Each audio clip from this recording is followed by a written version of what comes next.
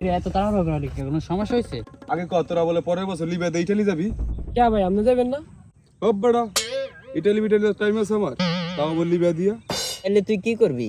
সবাই মনোযোগ দা হনেন, আমার কাছে বিরাট বড় একটা বিজনেস আইডিয়া আছে। বিজনেস একবার করতে পারলে মাত্র 12 দিনের মধ্যে কোটিপতি হয়ে যান। ইটালি মিটালি বাদ দে, সবাই ভিসা পাসপোর্ট রেডি কর, সবাই মিলে একসাথে বিজনেস করি। হিসাব আসুদা কি আনবেন? আপনি না করলেন বিজনেস করবেন? হ্যাঁ বিজনেসই তো করবো, কিন্তু বাংলাদেশে না, আমেরিকায়। আমেরিকার মানুষ নাকি ঘরে ঘরে কুত্তা পালে, ওইখানে এক একটা কুত্তা নাকি আগুন দামে বেচে কিনা হয়। আর আমাকে দেশে কুত্তার কোনো অভাব নাই, বেশি না 2 প্লেন কুত্তা আমেরিকানে বেচতে পারলেই কোটিপতি। আমাকে কুত্তা কেনা লাগে না, বিনা চালানি কোটিপতি। আর আমরা সবাই মিলে যদি কুত্তা কালেকশন শুরু করি, 2 প্লেন কুত্তা কালেকশন করতে বেশি সময় লাগবে না।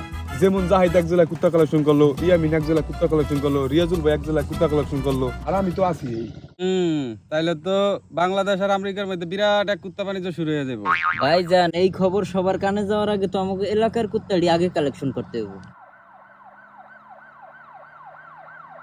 তাইলে সবার আগে এই কুত্তা দিয়ে কালেকশনটা শুরু করি। তুইও বড় বাইরে মারতাছ। ভাই কুত্তা কালেকশন করতেছে, আমার কোটিপতি হইতেই হইব।